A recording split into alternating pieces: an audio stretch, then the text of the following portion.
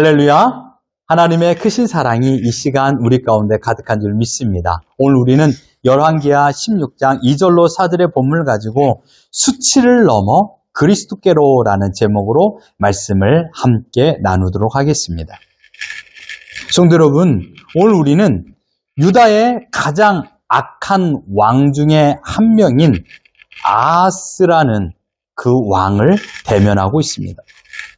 여러분, 20살의 나이, 그 나이에 왕이 됐다라는 것 얼마나 감격과 기쁨입니까? 여러분들은 20살 때 무엇을 하셨습니까? 여러분의 20살. 오늘 이따가 같이 집에 가서 이야기 나눴으면 좋겠는데, 우리의 20살, 가장 꿈이 많고 즐거움이 가득한 시간이었을 것입니다. 아하스도 마찬가지입니다. 20살이 되었을 때 왕에 올랐지만, 그러나 그의 통치에 대한 기록을 보면 참으로 안타까움이 가득합니다. 그의 통치를 이렇게 고백하고 있습니다. 정직하지 못했다. 하나님 보시기에 악이 가득했다. 그런데 여러분, 하나님 보시기에 악이 가득했던 그 장면을 대표적으로 보여주는 것이 바로 오늘 3절입니다. 자기 아들을 불 가운데로 지나가게 했다라는 것입니다. 이것은요, 무엇입니까? 이방 풍습을 따라, 하나님의 말씀을 따라 한 것이 아니라 이방 풍습을 따라 했습니다. 여러분, 부모는 자녀에게 첫 번째 스승이자 인생의 나침판입니다.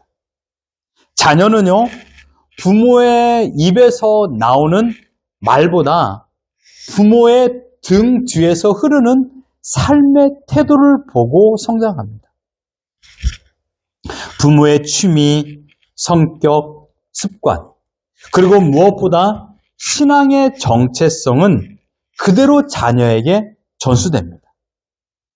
여러분, 오늘 본문에 기록된 아하스의 죄악은 개인의 일탈로 끝나지 않습니다. 그것은 가계의 저주로 되어 자녀의 생명을 위협하는 죄악의 대물림이 되는 것입니다. 오늘 우리는 아하스의 모습을 통하여 우리 내면의 도살인 죄의 본질적인 것을 파악하고 어떻게 이 굴레를 끊어내고 믿음으로 살아갈 수 있는가를 생각해 보기를 바랍니다. 여러분, 죄의 첫 번째 특징은 무엇일까요? 죄의 첫 번째 특징, 그것은 바로 부끄러움을 잃어버리는 영혼이라는 것입니다. 무수치감입니다. 수치를 느끼지 못하는 겁니다. 죄가 인간의 영혼에 들어와 가장 먼저 파괴하는 것은요, 수치심입니다. 수치심. 여러분, 수치심은요, 나쁜 게 아닙니다. 여러분이 보이지 아니할 행동을 할 때 얼마나 부끄럽습니까? 그러니까 부끄러움을 느끼지 않기 위하여 우리는 말과 행동을 조심합니다. 그러니 수치심은요, 부끄러움을 느끼게 하는, 나를 보호하는 아주 좋은 감정이에요. 그런데 이 수치심을 잃어버린다면 어떻게 될까요? 우리 이렇게 표현하죠. 후한무치다. 수치심을 잃어버린 사람들을 한마디로 후한무치, 얼굴이 두꺼워 부끄러움을 모르는 거예요. 자기의 행동이 얼마나 자기를 부끄럽게 하는지를 모르는 겁니다. 이런 사람들이 막 살죠. 세상에 가장 무서운 사람이 누굴까요? 수치심을 느끼지 못하는 사람이에요. 수치심을 느끼지 못하니까 자녀가 엄마에게, 아빠에게 함부로 해요. 함부로 말해요. 엄마, 아빠에게 함부로 대해요. 그뿐만입니까? 수치심을 느끼지 못하니까 직장에서도 자기 상사에게 함부로 해요. 얼굴이 두꺼우면요, 부끄러움을 느끼지 못하는 거예요. 여러분 어떻습니까? 여러분의 삶에 남편이 아내에게, 아내의 남편에게 얼굴이 두꺼워서 막 함부로 합니까? 그러면 안 돼요. 최소한의 내가 수치심을 가지고는 있어야 돼요. 이런 말과 이런 행동을 하면 내가 수치를 당하구나라는 것을 느껴야 된다는 것입니다. 여러분, 하나님께서는요, 인간에게 이 수치를 느끼는 것을 주셨어요. 이것을 우리는 양심이라고 말하고 있습니다. 양심. 하나님께서는 인간에게 양심이라는 거울을 주셔서 잘못을 행했을 때 부끄러움을 느끼게 하셨습니다. 저는 이렇게 표현하고 싶습니다. 양심. 양심이 뭐냐? 하나님이 설치하신 내면의 율법이라는 것입니다. 얼마나 멋진 표현입니까? 내면의 율법. 로마서 2장 14절과 15절을 우리 같이 한 목소리 읽겠습니다. 시작. 율법 없는 이방인이 본성으로 율법의 일을 행할 때에는 이 사람은 율법이 없어도 자기가 자기에게 율법이 되나니 이런 이들은 그 양심이 증거가 되어 그 생각들이 서로 혹은 고발하며 혹은 변명하여 그 마음에 새긴 율법의 행위를 나타내느니라. 무슨 말입니까? 율법이 있기 이전에 삶의 원칙이 뭐냐 이거예요. 율법을 성문화되어 우리에게 주기 이전에 여러분 모세를 통하여 하나님께서 율법을 주셨잖아요. 그럼 모세 이전의 삶을 살아갔던 사람들의 삶의 기준은 무엇입니까? 물론 함무라비 법전도 있죠. 그 전의 사람들은요. 그 전의 사람들은 무엇이 삶의 기준이 되냔 말입니다. 그게 바로 양심이에요. 양심. 남의 것을 훔치면 마음에 찔림이 있어요. 거짓말하면 마음에 찔림이 있어요. 나쁜 짓을 하면 마음에 찔림이 있는 거예요. 이 찔림이 바로 양심이에요. 어떻습니까, 여러분? 한 주간의 삶에 찔림이 있었나요? 아직 양심이 살아있는 겁니다. 그 양심이 살아있기 때문에 우리는 정직하게 행하고요. 도덕을 지키는 거예요. 도덕을 지키지 못하고 살아가는 사람들이 바로 수치를 느끼지 못하는 후한무치의 삶을 살아가는 겁니다. 하나님께서는 우리에게 내면의 율법, 양심을 주신 거예요. 찔림을 받고 살아라 이것이죠. 그렇기 때문에 양심은 우리 마음속에 새겨진 보이지 않는 율법이라는 것입니다. 우리가 잘못을 범할 때 양심은 스스로 우리를 고발해요. 얘야 그렇게 하면 안 돼. 너 엄마한테 왜 그렇게 말하니? 너 아빠한테 왜 그렇게 말하니? 라고 내 속에서 나에게 말하는 거예요. 누가 애써 가르쳐주지 않아도 나도 알고 있어요. 나 이렇게 하면 안 되는데. 나 이런 행동을 하면 안 되는데 알고 있어요. 그리고 선한 일을 할 수 있도록 우리에게 독려하고 우리를 격려해요. 이게 바로 양심입니다.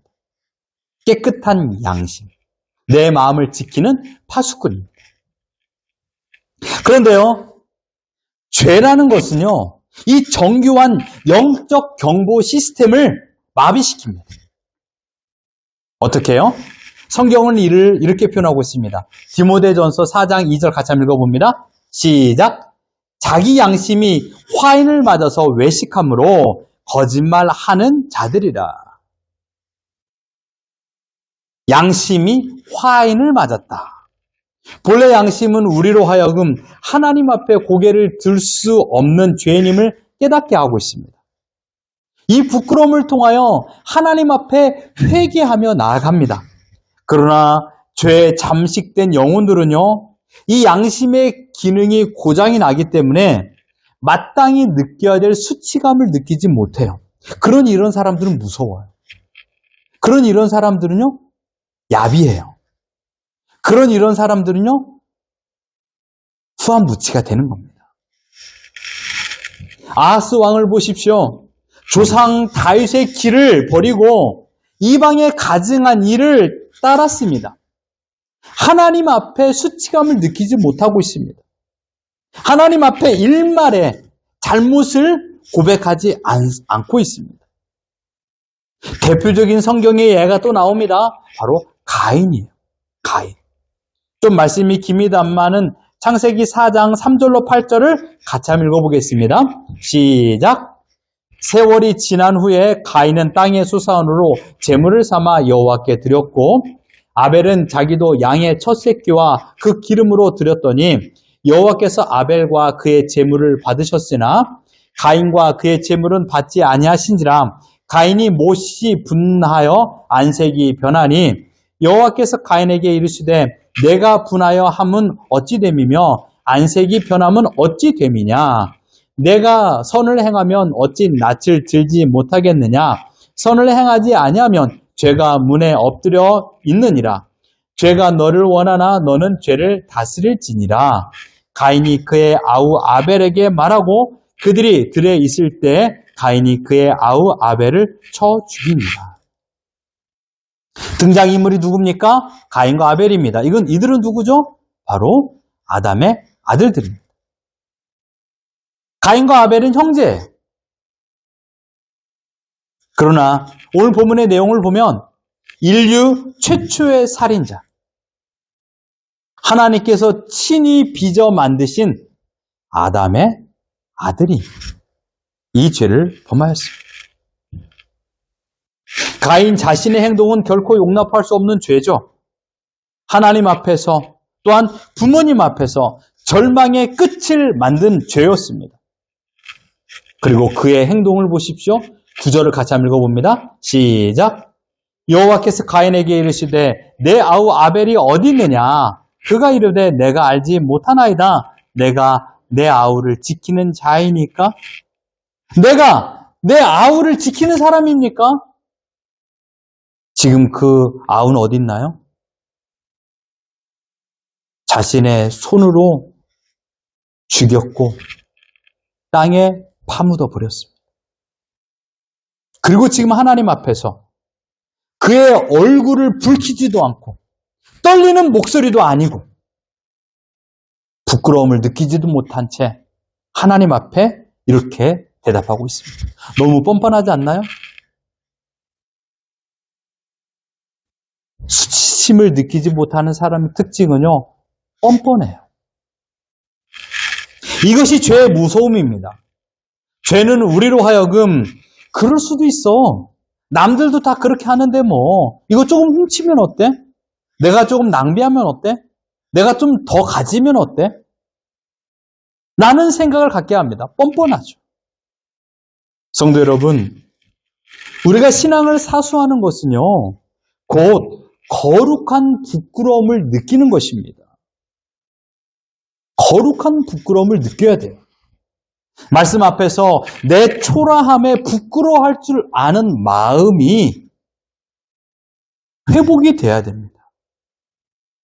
이게 바로 양심이 살아나는 것입니다. 비로소 우리는 하나님 앞에 회개하는 것입니다. 하나님, 내가 이러이러한 죄를 범하였습니다. 너무 부끄럽습니다. 라고요. 여러분, 죄의 두 번째 특징은 무엇인지 아십니까? 죄의 두 번째 특징은요, 대담합니다. 대담성. 선을 넘는 거침없는 발걸음이에요. 여러분, 죄는요, 결코 작은 것으로 머무르지 않아요. 처음에는요, 바늘 도둑이죠. 그러나 점점점 소도둑이 됩니다. 수치심이 사라진 자리에는요, 하나님을 두려워하지 않는 악한 용기가 생겨요. 한번 죄를 범하였으니까 이제는 수치심도 없고 부끄럽지도 않아요. 뻔뻔해졌어요. 그러니까 또 다른 죄, 처음 것에 만족하지 못해요. 죄가 점점점 커진다라는 것이죠. 여러분, 본문 3절을 보십시오. 아하스는 단순히 우상을 숭배하는 데 그치지 않았어요. 뻔뻔해져 버렸죠. 그는 자기 아들을, 자기 혈육을 불 속에 던지는 인신 제사를 범하였습니다. 극단적이고 패륜적인 행동 아닙니까? 어떻게 아버지가 아들에게 그런 짓을 할 수 있단 말입니다. 여러분, 이렇듯 죄에 사로잡히면요, 인간의 기본적인 도덕과 천륜마저 우습게 여기는 악한 대단함이 생기게 됩니다. 가인의 행동, 창세기 4장 5절로 8절 같이 한번 읽어봅니다. 시작! 가인과 그의 재물은 받지 아니하신지라 가인이 몹시 분하여 안색이 변하니 여호와께서 가인에게 이르시되 내가 분하여 함은 어찌 됨이며 안색이 변함은 어찌 됨이냐 내가 선을 행하면 어찌 낯을 들지 못하겠느냐 선을 행하지 아니하면 죄가 문에 엎드려져 있느니라 죄가 너를 원하나 너는 죄를 다스릴지니라 가인이 그의 아우 아벨에게 말하고 그들이 들에 있을 때 가인이 그의 아우 아벨을 쳐 죽이니라. 여러분 오늘 본문의 5절부터 7절은요 하나님과 가인이 대화하는 내용이에요. 하나님이 가인을 꾸짖었어요. 야, 너 왜 안색이 변했니? 너 왜 네 마음이 요동치고 있니? 네가 죄를 범하였으니까 내가 너의 제사를 받지 않는 거 아니냐? 라고 하나님께서 말했어요. 하나님께서 경고한 거예요. 너의 잘못을 돌이켜봐라. 그런데 어떻게 했습니까? 그의 행동 8절. 가인이 그의 아우 아벨에게 말했어요. 말한 거예요. 유인한 거예요. 어디로요? 들로 나와라. 하나님의 엄한 경고가 있음에도 불구하고 동생을 유인하여서 끝내 죽였어요. 하나님 앞에서의 대담한 반역. 이것이 바로 죄의 속성입니다. 여러분, 우리의 삶을 한번 돌이켜 보십시오. 처음에는요, 작은 거짓말에도요, 가슴이 뛰어요. 작은 잘못에서도요, 가슴이 뜁니다. 그런데 어느 순간부터 지나면 습관적인 불평과 원망, 그리고 말씀에 불순종한 삶을 살면서도 우리는 아무런 죄의식을 느끼지 못해요. 왜요? 죄의 대담함이 나를 잠시겠기 때문입니다. 그러니까 가정에서도요, 나의 말, 나의 행동이 점점점 더 폭력적으로 바뀌어요. 처음 한 번이 어렵지, 두 번, 세 번, 네 번 하면요, 더 강력해져요. 이게 바로 죄의 대담성이에요. 한 주간 여러분의 삶의 모습은 어떻습니까? 우리 너무나도 죄의 대담성 있는 삶을 살고 있다는 것입니다.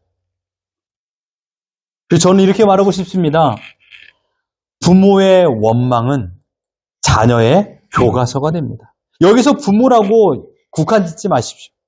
이 부모라는 단어에 직장에서 또한 아내와 남편에서로 생각해 보십시오. 오늘날 많은 부모님이 환경을 탓하고 타인을 탓합니다. 세상이 이래서, 경기가 안 좋아서, 누구 때문에 힘들어서 라는 말을 많이 합니다. 그러나 우리가 직시해야 될 것은요, 남의 불평과 원망이 자녀들에게는 가장 나쁜 교과서라는 것입니다. 삶의 태도가 곧 자녀에게 신앙이 전수된다는 것이에요. 나의 삶의 태도가 자녀에게 신앙을 전수하는 방법이 되어버립니다. 아하스가 이방에 가증한 일을 행할 때 그 자녀들은 무엇을 보고 자랐을까요? 믿음이 있다고 하면서도 남편과 아내에게 믿음 없는 삶의 모습을 보인다라면 어떠한 신앙의 태도를 보여줄 수 있단 말입니까? 아하스의 자녀들은 분명 하나님보다 세상의 우상이 더 강력한 힘을 가지고 있다라고 배웠을 것입니다. 우리도 마찬가지입니다. 하나님을 섬기는 온전한 모습이 없고 돈을 사랑하고 나를 사랑하고 더 나아가서 하나님의 뜻보다 내 뜻을 더 강요한다라면 우리 자녀들은 무엇을 보고 자라겠습니까? 아무리 성경을 많이 읽고 성경을 가르친다 할지라도 내 삶에서 하나님 모시기에 합당한 삶을 살지 않는다라면 자녀들은 그 모습을 통하여 혼란에 빠질 것입니다. 그러니 기억하십시오. 나의 믿음을 사수하는 것이 나의 가정을 지키는 것입니다.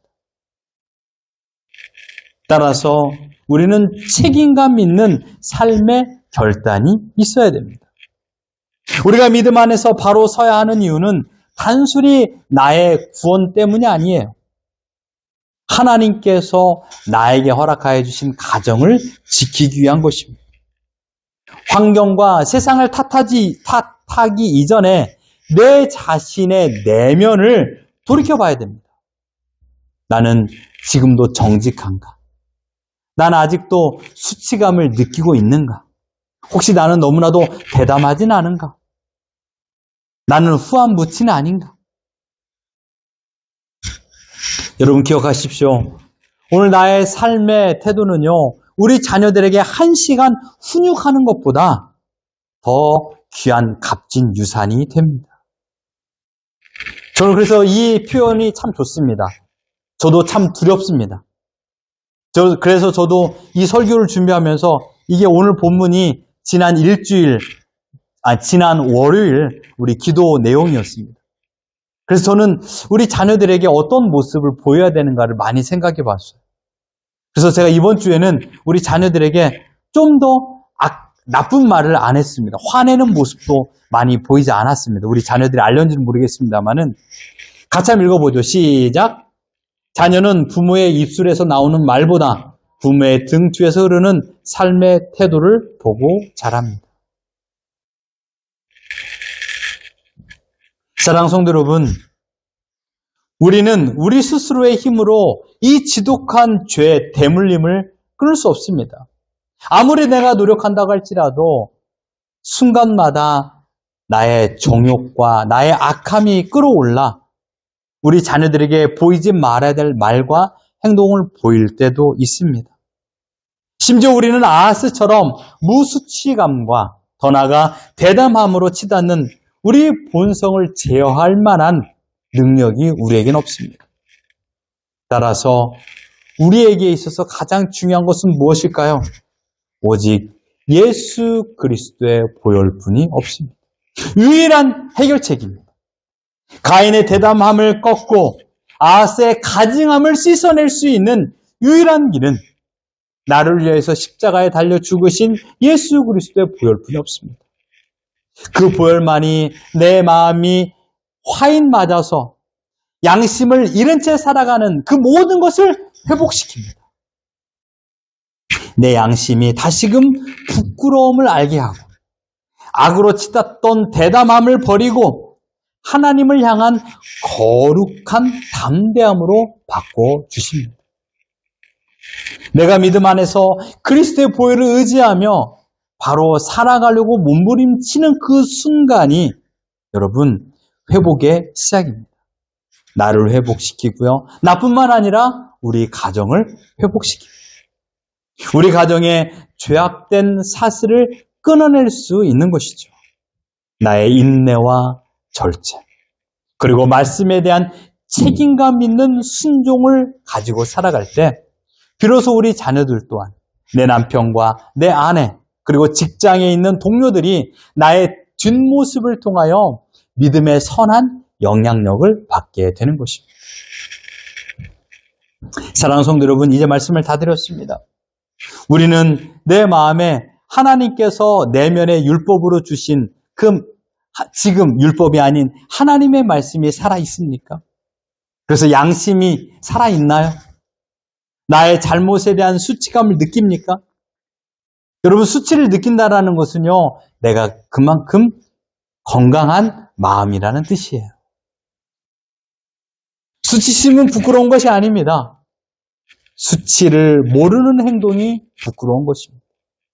따라서 우리는 수치를 넘어 그리스도께로 나아가야 됩니다. 주님께서 원하시는 삶을 살기 위하여 몸부림치는 것, 그리고 그 모습을 우리 자녀들에게 보여주는 것. 여러분, 열심히 일을 안 하고 게을러서 가난한 것도 아니에요. 또 열심히 일하고 부지런해서 부자가 된 것도 아니에요. 세상에는요, 나보다 더 부지런하게 살아가는 사람이 있음에도 불구하고 나보다 가난한 사람도 있고요. 세상에는 나보다 더 게으르지만 부자로 살아가는 사람도 있어요. 많이 가지고 있고 적게 가지고 있다라는 것 때문에 원망하고 불평하는 모습을 자녀들에게 보여주지 말자라는 것입니다. 지금 나에게 주신 것, 나에게 주신 분복, 나에게 주신 건강, 나에게 주신 재물, 이것에 만족하고 기쁨을 가지고 살아가는 모습을 우리 자녀들에게 보여주는 것입니다. 나의 말에 원망과 불평을 버리십시오. 그리고 하나님의 뜻 안에서 기쁨과 감사로 오늘을 살아가는 것입니다. 이것이 하나님께서 원하시는 삶의 태도입니다. 이것을 우리 자녀들에게 잘 가르쳐 주십시오. 끝까지 나의 사랑은 주님이고 주님만을 바라보며 살아가기를 다짐하며 그 믿음대로 결단하여 오늘을 살아내는 우리 모두가 되기를 예수 그리스도 이름으로 축원합니다.